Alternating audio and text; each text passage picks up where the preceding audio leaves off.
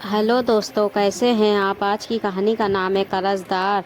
राजेश अपना पुराना सा ऑटो लेकर सवारी की तलाश में इधर उधर घूम रहा था कि अचानक एक महिला ने उसे रुकने का इशारा किया। उसने ऑटो रोका तो महिला बोली, मेरी कार खराब हो गई है, क्या आप यहाँ से 10 किलोमीटर दूर मुझे छोड़ आओगे। राजेश बोला, मैडम बारिश हो रही है, जिधर का आप रास्ता बता रही उधर की सड़क बहुत ख़राब है, इसलिए उधर नहीं जा सकूंगा। राजेश का आज का दिन खराब ही गुजरा था। शाम के 4 बज रहे थे, मगर मजदूरी ना के बराबर हुई थी। जितने पैसे बने थे उतने का तो उसने सवारी तलाश करने में तेल फूंक दिया था। उसे वो महिला अमीर लगी। उसने सोचा शायद आज की दिहाड़ी इससे दूर हो जाएगी, इसलिए कुछ विचार करता हुआ बोला, आप एक्स्ट्रा चार्ज दो तो शायद ले चलूँगा। वो बोली, आप जितना चाहे ले लेना, मगर प्लीज़ जल्दी करो। वो साफ शब्दों में बोला, 400 रुपये लगेंगे मैडम। महिला वो थोड़ी घबराई हुई थी, बहुत जल्दी में दिखाई पड़ रही थी। बोली, ठीक है भैया, ले लेना, मगर जल्दी चलिए।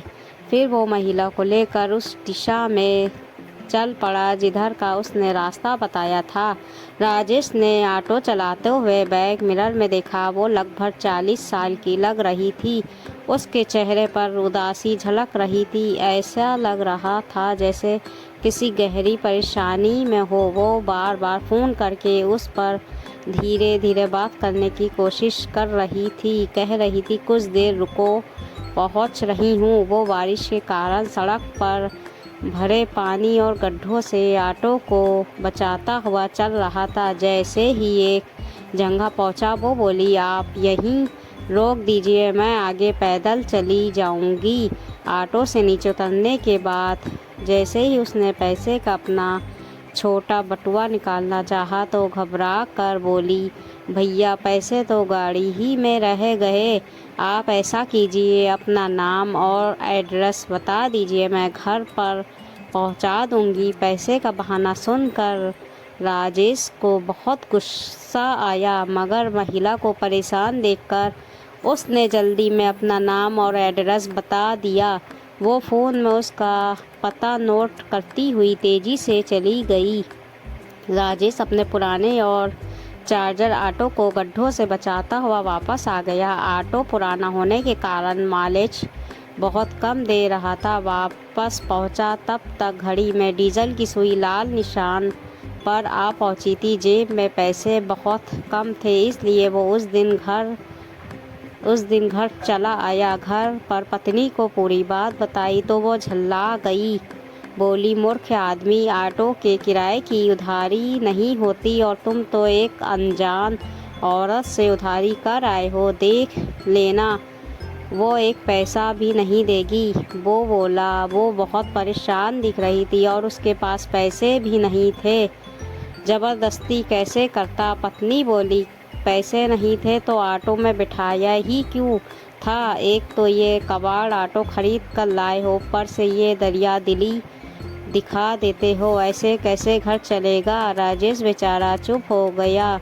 वो जानता था कि पत्नी उसे तब तक खड़ी खोटी सुनाएगी जब तक वो महिला पैसे नहीं दे जाती। फिर एक दिन गुजरने लगे, वो महिला आई और ना उसने पैसे भेजे।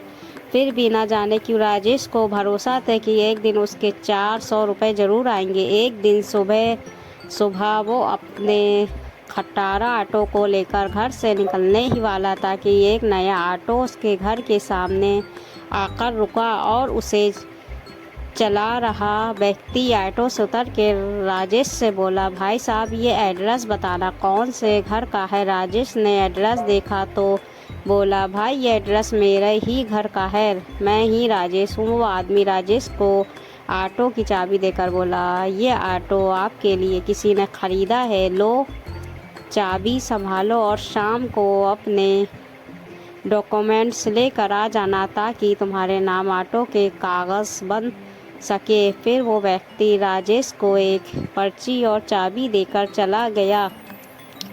राजेश ऑटो को स्टार्ट करके घर के अंदर ले गया।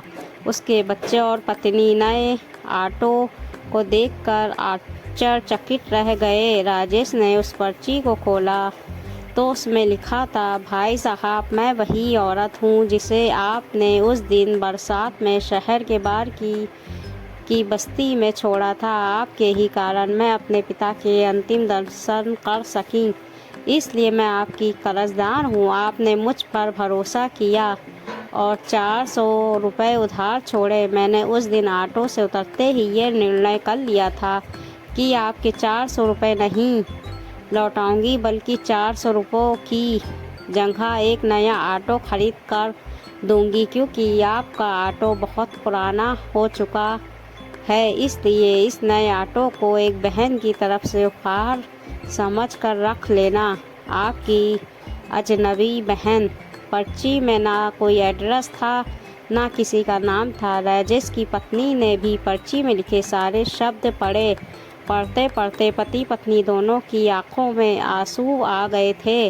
राजेश की पत्नी रोते हुए बोली, मुझे माफ़ कर दो जी, गरीबी और तंगहाली ने मुझे चिड़चिड़ा कर दिया है। जिन 400 रुपये के लिए मैं रोज़ आपको ताने दे रही थी, वो तो 1000 गुणा होकर लौट आए हैं।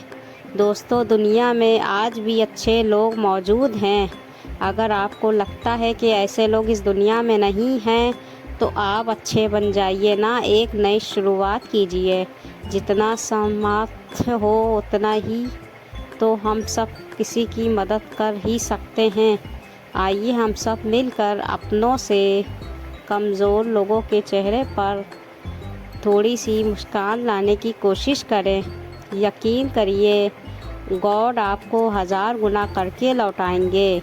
ये कहानी आपको कैसी लगी? कहानी अच्छी लगी हो तो कहानी को लाइक करें और ऐसी ही मज़ेदार कहानी सुनने के लिए सहाना हिंदी कहानियों को सब्सक्राइब करें और दुआओं में याद रखें। मिलते हैं एक नई हिंदी कहानियों के साथ। तब तक कि अपना ख्याल रखिएगा। अल्लाह हाफिज़।